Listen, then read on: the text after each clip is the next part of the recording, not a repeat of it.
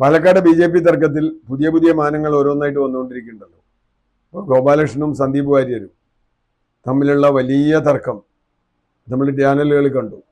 അതിന് വലിയ അത്ഭുതമില്ല. കാരണം എന്താ വെച്ചാൽ സന്ദീപ് വാര്യർ വിട്ടുപോയി, പുത്തൻകൂറ്റായി കോൺഗ്രസിൽ പോയി, ഇയാള് BJP തന്നെ നിൽക്കുന്നു. സ്വാഭാവികമായും ഗോപാലകൃഷ്ണന് സന്ദീപ് വാര്യരെ അംഗീകരിക്കാൻ ബുദ്ധിമുട്ടുണ്ടാവും, സന്ദീപ് വാര്യർ ഗോപാലകൃഷ്ണനെ അംഗീകരിക്കാൻ ബുദ്ധിമുട്ടുണ്ടാവും. അതുകൊണ്ട് തന്നെ ഇപ്പൊ ശോഭാ സുരേന്ദ്രന്റെ വെല്ലുവിളി ആ ഭാഗമായിട്ട് നമ്മൾ ചിന്തിച്ചാൽ പാലക്കാട്ട് 18 കൗൺസിലർമാർക്കെതിരെയാണല്ലോ സുരേന്ദ്രന്റെ ടീം പരാതി പറഞ്ഞിട്ടുള്ളത്. 18 വിമത കൗൺസിലർമാരുണ്ട്. ആ വിമത കൗൺസിലർമാരാണ് ഈ പരാജയത്തിന് കാരണം, അല്ലെങ്കിൽ നഗരസഭയിൽ വോട്ട് കുറയാൻ കാരണം എന്നാണ് വാദം. അപ്പൊ അവർ ചോദിച്ച ഒരു പ്രധാന ചോദ്യമുണ്ട്. C. കൃഷ്ണകുമാറിന് സ്വന്തം വാർഡിൽ സ്വന്തം ബൂത്തിൽ വോട്ട് കുറഞ്ഞു, അതെന്തുകൊണ്ടാണ്? നാട്ടുകാരെ അറിയുന്നുണ്ടല്ലേ. അതിനിടയ്ക്ക് കോയമ്പത്തൂര് ഫൈനാൻസിങ് ഉണ്ട് എന്നൊരു വാദം ഉയർന്നിട്ടുണ്ട്. ചില കൗൺസിലർമാർ പത്രക്കാരോട് പറഞ്ഞു ഞങ്ങൾക്ക് കോയമ്പത്തൂർ ഫൈനാൻസ് കമ്പനി ഒന്നുമില്ല എന്ന് പറഞ്ഞിട്ടുണ്ട്. നമുക്കറിയില്ല.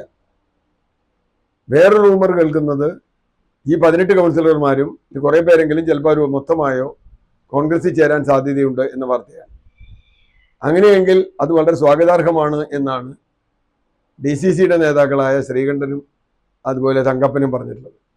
എന്ന് പറഞ്ഞാൽ ഇങ്ങോട്ട് പോരൂ, നിങ്ങൾക്ക് ഞങ്ങളുടെ തത്വം അംഗീകരിക്കുകയാണെങ്കിൽ പറ്റും എന്ന് പറഞ്ഞാൽ ശോഭാ സുരേന്ദ്രന്റെ അടിത്തറ ഇളകും. കാരണം ശോഭാ സുരേന്ദ്രൻ പറഞ്ഞൊക്കെ പോകും.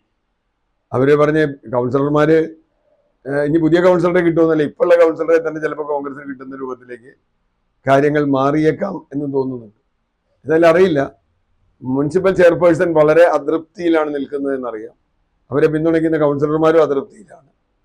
എന്തൊക്കെ പൊട്ടിത്തെറി BJPയിൽ ഉണ്ടാകും എന്നറിയില്ല.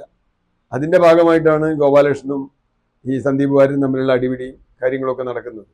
സന്ദീപിന് പാലക്കാട് നഗരത്തിലെ BJPയിൽ സ്വാധീനമുണ്ട് എന്ന് വിശ്വസിക്കുന്നവരുണ്ട്. അങ്ങനെയെങ്കിൽ അത് BJPയുടെ പാലക്കാട്ടെ ഒരു കാലത്തും തിരിച്ചു വരാൻ കഴിയാത്ത വിധത്തിലുള്ള തകർച്ചയ്ക്ക് വഴി.